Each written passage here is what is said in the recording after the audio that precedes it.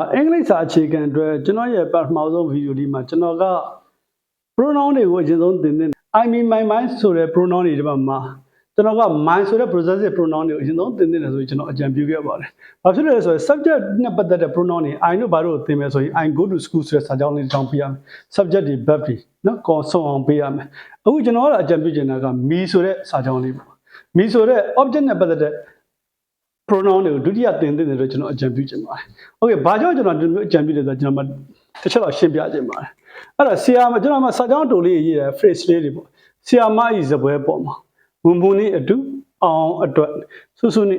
ဂျာမှာအဲ့ဒီမှာကျွန်တော်တို့ကစာမသိခင်မှာကလေးကိုအပေါ်မှာနှင့်အတူအတွက်ဂျာမှာအစရှိတဲ့ preposition တွေကျွန်တော်တို့အရင်ဆုံးကြက်ခိုင်းတော့ပါတယ်။အသုံးများတဲ့ preposition တွေတော့အဲ့ဒါပြီးတော့ဒါလေးရှင်းမယ်။ဆရာမဤစပွဲပေါ်မှာဆရာမရဲ့စပွဲမှာရေးမယ်ဆိုဆရာမအောင်ဆိုရင်ဆရာမ the teacher ဆရာမပြီးတိုင်းပါလာမယ် e လာမယ် e ကနှစ်ခုရှိတယ် apostrophe s of ပထမဗီဒီယိုမှာကျွန်တော်ပြောခဲ့ပြီလားနှစ်ခုရှိရင်နှစ်ခါရေးမယ် the teacher ဆရာမ e ထည့်မယ်ဆို apostrophe ထည့်ရင်ထည့်မထည့် of ဆရာမရဲ့စပွဲထည့်မယ် table the tableဆရာမဤစပွဲဆရာမဤစပွဲအပေါ်မှာအောက်မှာအထက်မှာပြင်မှာလာကျင်လားအပေါ်မှာပဲပြောအထက်မှာပဲပြောအောက်မှာပဲပြောလာကျင်လားရှေ့မှာရေးရမယ်အဲ့တော့ on the teacher's table on the table of the teacher မူမူနဲ့အတူရေးဖို့တော့ကျွန်တော်ကမူမူပဲရင်ဆုံးရေးပါကျန်တာမရေးပါနဲ့အောင်အတွက်အောင်ပဲရင်ဆုံးရေးကျန်တာမရေးနဲ့မူဆူဆူနဲ့အေးကြမှာဆူဆူနဲ့အေးကြမှာဆိုဆူဆူ and အေးဒါပဲယူရေးပြီးသားဆိုရင်ခုနပြောတဲ့အတိုင်းအထဲမှာပြင်မှာအပေါ်မှာအောက်မှာလာကျင်တာလားရှစ်မှာရေးနှစ်အတူက with အောင်အတွက် for အောင်ဆူဆူနဲ့အေးကြမှာ betweenအဲ့တော့ကျွန်တော်တို့ပြောချင်တာကတော့အနည်းစာအုပ်တွေဘယ်မှာရှိရလဲငါစာအုပ်တွေကဆီယမစပွဲပေါ်မှာရှိရလေငါရန်ကုန်မူမူနေတူသွားတာငါအောင်အတွက်တကားဝဲလာတယ်ဆူဆူနဲ့အေးချမ်းမှာ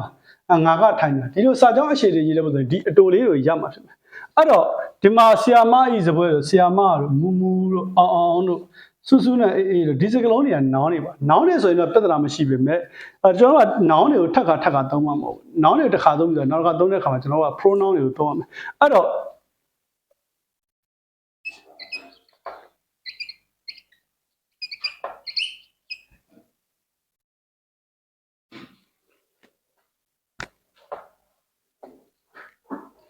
ကျွန်တော်တို့ကပြောချင်တာကသူ့ဘေးမှာငါနဲ့အတူသူတို့အတွက်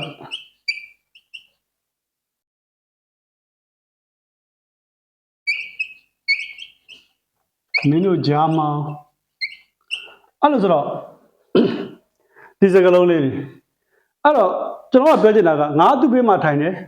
သူကငါနဲ့တူသွားတာသူတို့တော့ဝယ်လာခဲ့တယ်မင်းတို့ကြားမှာငါမပါချူဒီလိုစကားလုံးတွေပြောပြီးလို့ဆိုဒီအတိုလေးတွေကိုရပ်မှာဖြစ်မယ်အဲ့တော့သူ့ဘေးမှာပါလဲ beside တောင်းမကြီး next to လည်းရတယ်နော်ဘေးမှာငါနဲ့အတူနှစ်အတူက with အတွက်သူတို့အတွက်က for မင်းတို့ကြားမှာက between အမှန်လည်းဖြစ်နိုင်နော်အဲ့ဒါဆိုတော့ဒါကျွန်တော်ကပြောခဲ့တယ်ခုနအထဲမှာပြင်မှာပုံမှန်မှာလာကျင်တာလားရှစ်မှာကြီးဟုတ်ပြီသူ့နောက်မှာလိုက်ထားသည်အောင်တို့မမောင်တို့အေးတို့လို့နောင်းနေဆိုရင်တော့ပြဿနာမရှိဘူးအခုကတော့သူငါသူတို့ဆိုတဲ့ pronoun တွေလိုက်တယ်အဲ့ဒါဆိုရင်ဒီမှာတစ်ချက်လောက်ကြည့်ပဲဘေးမှာဆိုတဲ့စကားလုံးဖယ်လိုက်ဘာကျန်လဲသူဆိုတဲ့တစ်လုံးနဲ့ပဲကျန်ခဲ့တယ်နေ့အတူဘေးပဲလိုက်ရင်ငါဆိုတဲ့တစ်လုံးနဲ့ပဲကျန်ခဲ့တယ်သူအတွက်ဆိုတဲ့စကားလုံးဘေးပဲသူတို့ဆိုတဲ့တစ်လုံးနဲ့ပဲကျန်ခဲ့တယ်ဂျာမဆိုတဲ့စကားလုံးဖယ်လိုက်ရင်မင်းတို့ဆိုတဲ့ pronoun လုံးပဲကျန်ခဲ့တယ်အဲ့ဒီလို preposition တွေရဲ့အနောက်မှာ pronoun ကတစ်လုံးနဲ့ပဲလိုက်မယ်ဆိုရင် object ပုံစံကိုလိုက်ရတယ်အဲ့ကြောင့်မို့ကျွန်တော်တို့ကမိတန်းဒီ object နဲ့ပတ်သက်တဲ့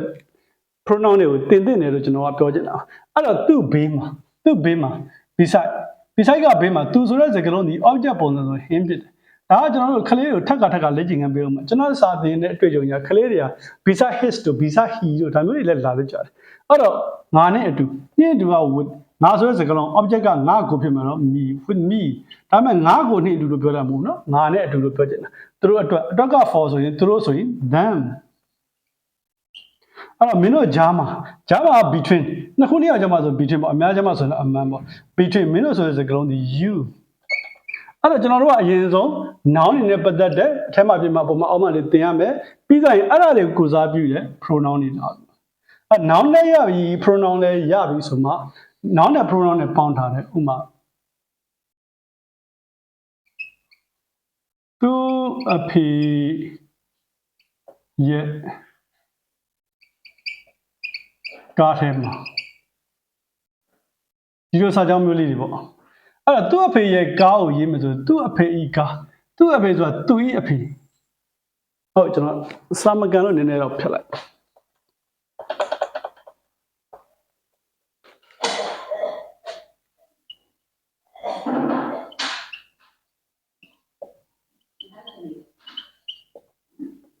ငါလည်းကသူ့အဖေကားထဲမှာကြံခဲ့တယ်ကွာ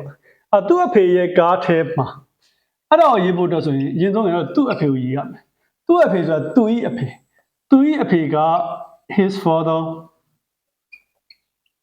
ပြီးပါလာမယ် yeah တော့ e လို့လာမယ်အဲ့တော့ e is apostrophe နဲ့ of နှစ်ခုရှိတော့နှစ်ခါရေးလို့ရတယ် his father သူ့အဖေ e လေးထည့်မယ် e လေးထည့်မယ်သူ့အဖေကားထည့်မယ် call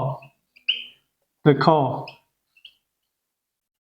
သူ့အဖေကားအထဲမှာဒီမှာပုံမအောက်မှာလာကျင်တာလားရှိမှရေးမယ်အဲ့တော့ in his father's car in the car of his father ဒါလေးကိုရပြီဆိုရင်ဒါလေးတွေရပြီဆိုရင်ကျွန်တော်တို့ကစကားစုအတူလေးတွေရေးတတ်သွားပြီ phrase လေးတွေရေးတတ်သွားပြီအဲ့ဒါလေးရေးတတ်ဖို့ကလေးအဲ့တော့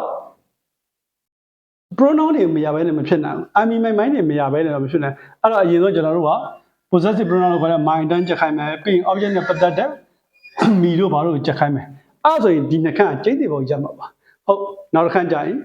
ကျွန်တော်တို့ subject နဲ့ပတ်သက်တဲ့ pronoun တွေအကြောင်းပြောမှာမလို့ဆက်ပြီးတော့ကြည့်ရှုပေးကြပါဦးကျေးဇူးအများကြီးတင်ပါတယ်